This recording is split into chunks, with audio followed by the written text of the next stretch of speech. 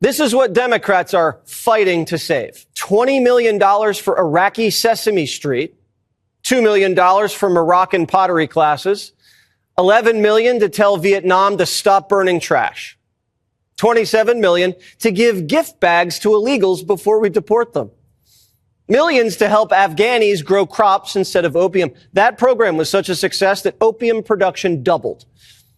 We also gave Afghanistan $300 million to build diesel fuel power plants, but they couldn't use them because diesel was too expensive. $200 million on a dam that was too unsafe to ever be used. We could have used that dam in California. $250 million on a road that was never used. We literally built a road to nowhere. Oh, and we gave Syrians $9 million for humanitarian aid, but someone messed up and it went to Al-Qaeda. $1 million for bat research in Wuhan. That equates to $1 million for each dead American. USAID was funding Fashion Week in Paris. France isn't even paying its NATO dues, and we're paying for their Fashion Week.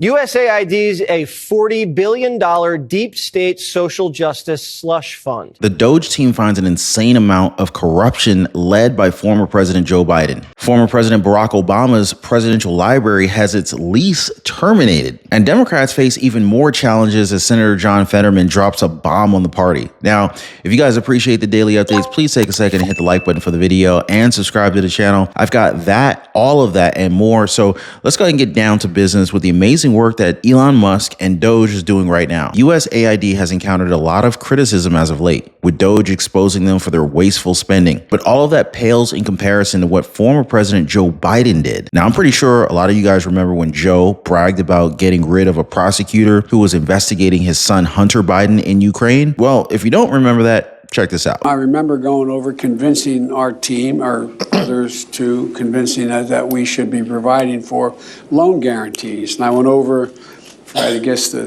12th, 13th time to Kyiv, and I was supposed to announce that there was another $1 billion loan guarantee. And I had gotten a commitment from Poroshenko and from Yatsenyuk that they would take action against the state prosecutor, and they didn't. So they said they were walking out to press conference. I said, no, I said, I'm not going to, or we're not going to give you the $1 billion. They said, you have no authority. You're not the president. The president said. I said, call him. I said, I'm telling you, you're not getting the $1 billion. I said, you're not getting the $1 billion. I'm going to be leaving here. And I think it was, 6 hours? I said, I'm leaving in 6 hours. If the prosecutor's not fired, you're not getting the money. Well, son of a bitch. Got fired. And they put in place someone who was solid. Big balls looking at your balance sheet isn't Gettysburg. Are Democrats going to secede from the Union again? We already have rebels yelling.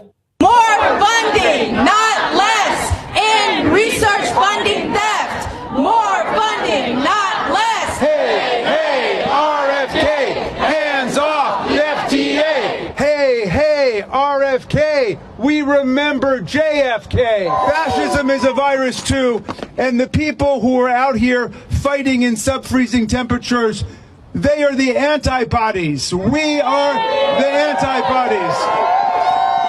And my friends, a rally a day keeps the fascists away.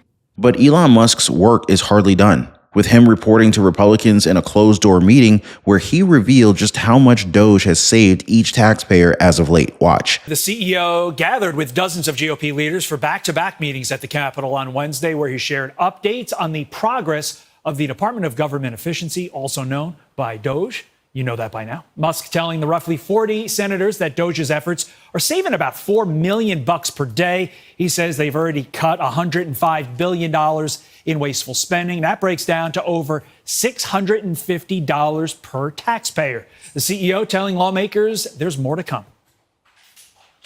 Mr. Musk, what was your message in there to House Republicans? What was your message in there, Mr. Musk? There's a lot of opportunity to improve expenditures in the government, and then we're making good progress in that regard. This all comes after Democrat lawmakers joined protesters opposing the spending cuts, while House Speaker Mike Johnson says DOGE is making much-needed progress. This extraordinary work that Elon Musk is doing with DOGE, that he's explaining to our House Republicans tonight, is transformative. It's really revolutionary in the way that we'll do budgeting. We'll limit the size and scope of the federal government, and we'll be much more accountable to taxpayers in this country, and that is long overdue. And this is where Democrats are losing, because they're making it obvious that these cuts are not helping them, that they're all in when it comes to wasteful spending. In fact, you heard them rallying about even more spending rather than cuts. Now, speaking of which, I want to now talk about former President Barack Obama. This is a guy whose net worth is around $70 million, which is an insane amount given that they were not always that rich. Now, as far as we know, the Obamas hit millionaire status around 20 years ago, which skyrocketed right as he started his second term as president, which in and of itself is questionable, although it is defended by his book deals, presidential salary, pension, and Netflix deals. But $70 million? Seriously? And just look at their $18 million Hawaii hideout. I wouldn't be shocked if he's next door neighbors with Mark Zuckerberg. Now, I'm not really sure if Michelle's there given the whole divorce rumors or not, but one thing is certain, the Obamas are loaded. Although DOGE did give them some really bad news lately, with the lease of Obama's presidential library site's lease being terminated. Now, the termination of their lease is not expected to impact their operations, especially since it's expected that they're moving to a new location. Although DOGE cutting their lease prevents them from using more taxpayer money. As reported by the Chicago Tribune, the annual rent for this spot is valued at $1.4 million. And this is separate from the 9.3-acre, $830 million Obama Presidential Center in the city's south side. That one is set to open by next year. Now, Elon Musk is aiming to close about half of the government's office space across the country, although the Associated Press reports that around 40% of the almost 2,300 announced government contract terminations won't lead to any savings. This is because the funds have mostly been spent or are already committed. Now, when it comes to the former president's presidential library, I'm expecting that it's not going to open anytime soon, especially with all the challenges that they faced throughout the years. If you've seen photos of this thing, you would think that it's been up for decades given the cracks that you see in its facade. And just to add to the embarrassment of the Democratic Party, let's now talk about Senator John Fetterman. So Fetterman, he called out his own party for their disrespectful behavior during President Trump's address to Congress. Watch. I don't know why we can't fully celebrate. I mean, I have a 13-year-old myself. And I mean, thank God she's never had cancer, but I think that's something we could all celebrate that. And I think it was a touching moment. And like I said, that's part of the best of the American experience. Now, I'm guessing that the Democratic Party is going to try and get rid of John Fetterman as soon as they can, especially since he's talking some common sense into his own party. They don't like common sense. Now, I want to redirect you guys to a recent live stream I did where I talked about the many losses that Democrats are facing right now. And this one might just be the worst of them all. So anyway, make sure to check that video out next. As always, appreciate y'all hitting the like button and subscribing to the channel. We'll see you next time. Should taxpayer money be wasted on corrupt government spending, or is it time to clean house? Type defund the swamp if you think it's time to put an end to this insanity, or business as usual if you believe nothing's ever going to change. I want to see where you guys stand on this. Now, it is the clear sign of corruption that should have clued everyone in as to just how the former president operates and how he used our taxpayer money as a means to stop investigations into Hunter Biden. Representative Marjorie Taylor Greene called for criminal referrals connected to this. Max Primorak, former USAID official and Heritage Foundation senior research fellow, he called Biden's actions as corruption. And this committee, based on this hearing and witness testimonies, will consider recommending investigations and criminal referrals. When Joe Biden was president, his son Hunter was on the board of a Ukrainian energy company called Burisma. The prosecutor general of Ukraine at the time, Viktor Shokin, was investigating Burisma for corruption. Biden threatened, and it's on video, to withhold $1 billion of USAID grant to Ukraine if Shokin wasn't fired. Mr. Primorak, is USAID supposed to be used as leverage by a president to protect his son?